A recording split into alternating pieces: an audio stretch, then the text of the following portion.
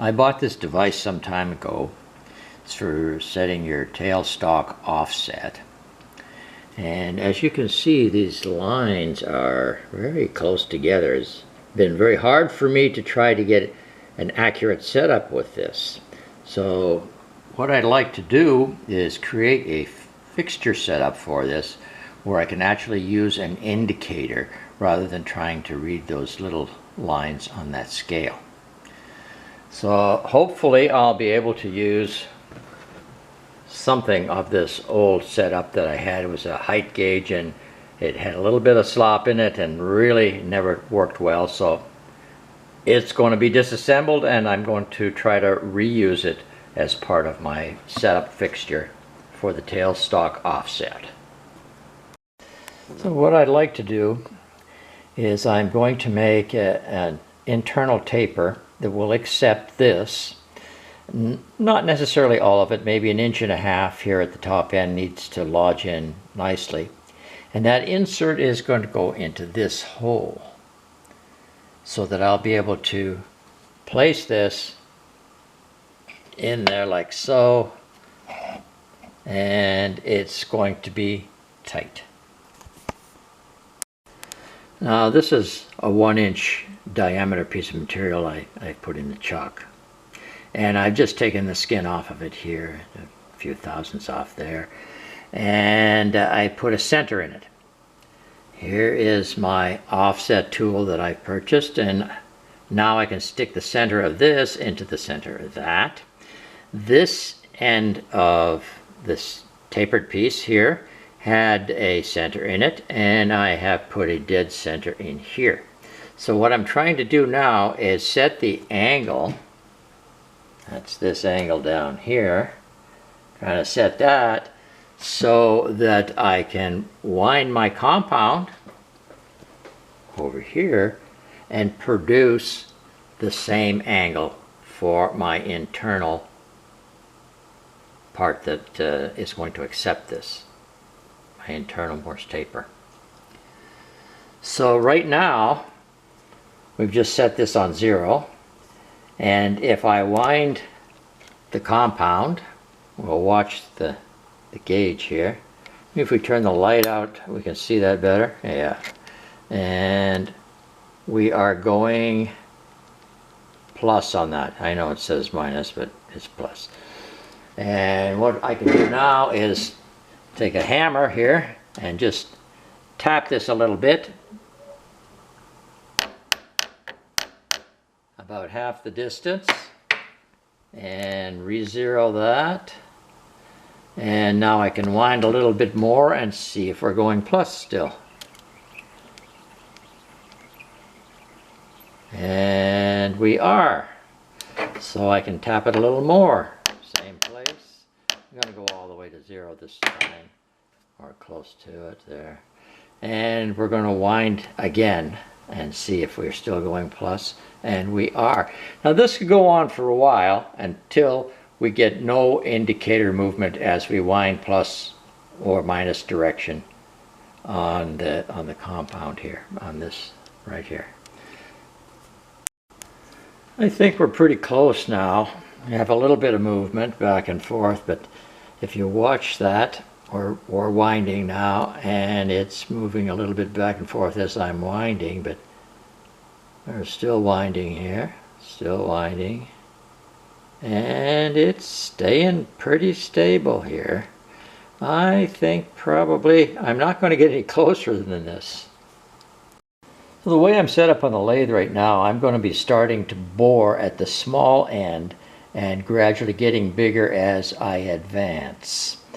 And I'm not going to go for the whole length of this. I'm going to start somewhere around in the middle somewhere. And so my primary hole, the hole I'm going to drill before I start doing the taper, could be about 5/8, 6/25. And if it's this long, that'll be plenty to hold this stable while I'm setting this up. I drilled a smaller kind of a pilot hole in here first for about 2 inches, and now we're going to put our 5/8 hole in for about the same length. Okay, we're all set to start using the boring bar, and we're going to bore in, and we're going to get it, it's going to be bigger as it's moving in. Well, this little piece is finished, and the surface finish isn't the world's greatest, I tell you right now. But this does seem to fit okay.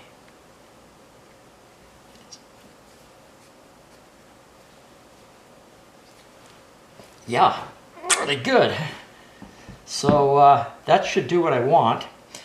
Now this top end here, I put some marks here. This is where our taper starts from here to here. So I have a little, well, it's going to be a little flange up here that fits into this hole.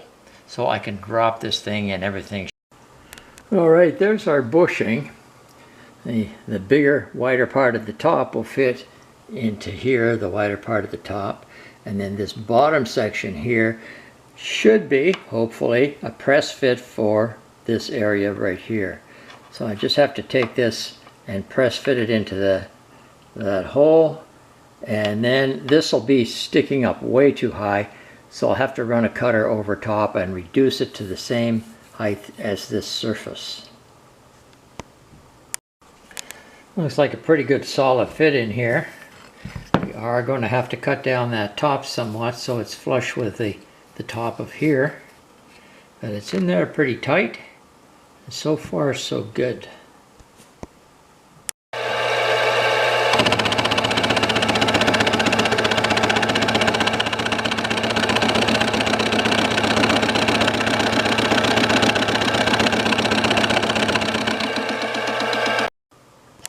Well, the fly cutter shined it up pretty nice. Doesn't look too bad. Well, that fits in there pretty nice, but there was a little bit of a miscalculation. This space down here is not supposed to be here. Now, functionally it's not going to matter, but I don't know what happened there. It was supposed to go in a little bit farther than what it is. And the indicator that I'm going to use is this one. It's a 10th indicator. And on this end I'm going to come up here with a bracket, and I'll be able to slide the indicator through a hole and lock it wherever I want here, so that I can pick up movement on this top section.